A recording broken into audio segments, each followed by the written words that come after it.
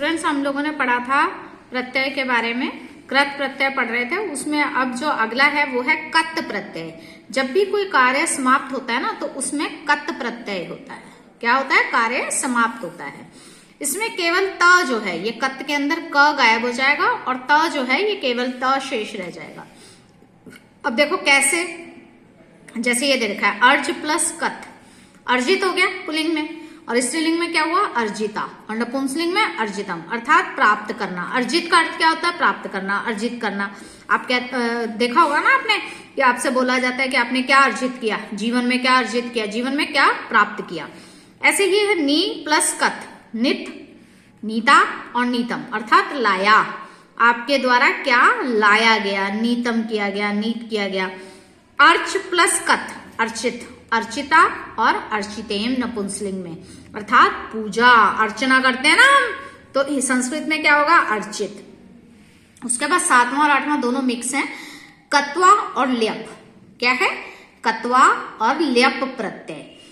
इन दोनों की बात अगर हम करते हैं तो कत्वा में क्या होता है? ये क जो दे रखा है इसका लोप हो जाता है और अपने पास क्या रह जाएगा? सिर्फ त्व। क्या रह जाएगा? त्व। कत्वा में क का लोप हो जाएगा और हमारे पास केवल क्या रह जाएगा? त्व। और जहां कत्वा नहीं होगा वहां क्या होगा? ल्यप होगा। अर्थात अगर कत्वा यानी ये त्व नहीं है तो आपका क्या रह जाएगा? ल्यप। अब ये जो होते हैं ना, ये कत्वा ल्यप जो होते हैं, ये अव्यय शब्द होते हैं। आपने हिंदी में पढ़ा है ना अव्यय शब्द, क्या क्या पढ़ा था उसमें आपने, आप याद करो। हम कोई शब्द जिसका अर्थ प्रोनाउंस नहीं कर सकते उसे हम अव्यय कहते हैं। ठीक है। अब जैसे एक शब्द है ईश यानी चाहना, तो कत्वा में क्या बनेगा? इष्टवा। ठीक है। और लयप में समिष्य। भू का मतलब होता है होना, तो भूत्वा प्रभु है। लभ प्राप्त करना, लघवा और उपलब्ध्य। गम यानी जाना, गत्वा और अगत्य। लिख मतलब लिखना, लिखित्वा और आलिख्य। उसके बाद है कित्न। कित्न में क और न का लोप हो जाएगा और तुम्हारे पास शेष क्या रह जाएगा? सिर्फ ती, अर्थात ये वाला क और ये न दोनों का लोप हो गया। आपके पास क्या रहेगी? मात्रा और ती, त बन गया, ती बन जाएगी। अब इसमें देखो क्या दे रखा है उसने, क्री प्लस वित्न, कित्न, कृति बन गया। क्रम प्लस कित्न, क्रांति बन गया। गम प्लस कित्न, गति। ध्री प्लस कृत्न, धृति। उसके बाद है ल्युट प्रत्यय, लई और ट। ल और ट ये जो है ये दोनों का लोप हो जाएगा और आपके पास सिर्फ क्या रह जाएगा? यू, यानी कि ये वाला ल और ये ट दोनों गायब हो गए और आपके पास रह गया शेष यू। और यू जो है ये बाद में अपने आप को अन्न में बदल लेगा। किस में बदल लेगा? अन्न में। ठीक है। भू प्लस ल्युट भवनम, दृश प्लस ल्युट दर्शनम, दा प्लस ल्युट दानम, पा प्लस ल्युट पानम। ठीक है। ठीक है। उसके बाद है आपका त्रिच प्रत्यय। त्रिच प्रत्यय में क्या है?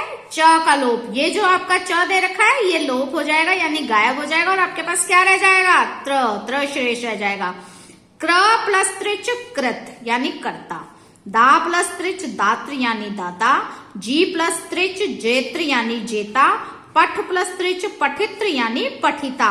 और फिर है तरप प्रत्यय, इसमें तर शब्द शेष रह जाएगा यानी कि ये वाला, और ये जो प है इसका क्या हो जाएगा? लोप हो जाएगा यानी ये गायब हो जाएगा। और ये वही बनेंगे पुल्लिंग, स्त्रीलिंग, नपुंसकलिंग। लघु प्लस तरप लघुत्तर, लघुत्रा और लघुत्रम। पटु प्लस तरप पटुत्रम, पटुत्रा, पटुत्रम।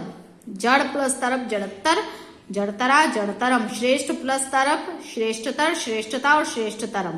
क्लियर है आप लोगों को? तो अभी तक क्या क्या पढ़ा आपने?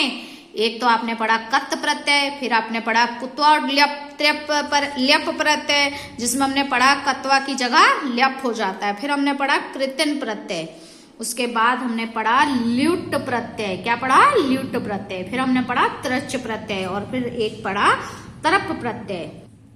और अब है आपका तमप प्रत्यय। क्या है? तमप प्रत्यय। इसमें तम शेष रह जाएगा और ये जो प है इसका लोप हो जाएगा।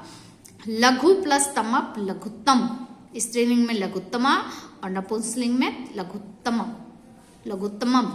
दीर्घ प्लस तमम दीर्घतम, दीर्घतमा दीर्घतमम, जड़ प्लस तमम जड़तम, जड़तमा जड़तमम, गुरु प्लस तमम गुरुतम, गुरुतमा गुरुतमम। ठीक है, ये तमप शब्द जो है ये तम, तमा और तमम में बदल जाएगा। तो आपको क्या याद रखना है, तम, तमा और तमम, ये चीज याद रखनी है आपको। फिर है ऋणी, ऋणी यानी इन, ऋणी में जो है इन शेष रहेगा। मान प्लस ऋणी मानिन, ध्यान प्लस ऋणी ध्यानिन, रोग प्लस ऋणी रोगिन, शूल प्लस ऋणी शूलिन, केसर प्लस ऋणी केसरीन।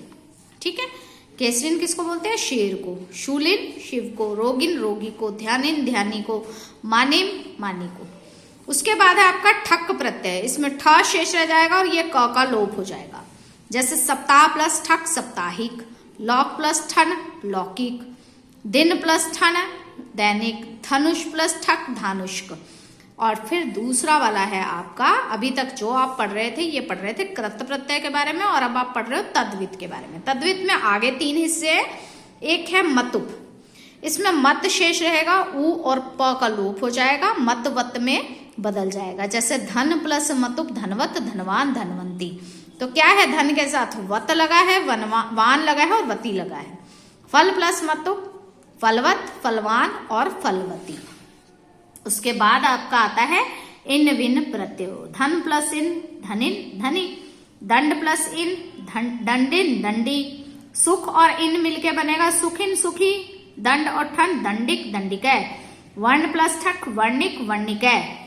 फिर है त्व और तल, त्व और तल में क्या है, मनुष्य प्लस त्व और तल दोनों में से जुड़ता है तो मनुष्यत्वम मनुष्यता, शिशु प्लस त्व और तल शिशुत्वम शिशुता, गुरु प्लस त्वतल गुरुत्वम गुरुता, पटु त्वतल पटुत्वम पटुता। और तीसरा आपका था स्त्री प्रत्यय, जिसमें हमने क्या कहा था, पुल्लिंग से स्त्रीलिंग में बदलेगा।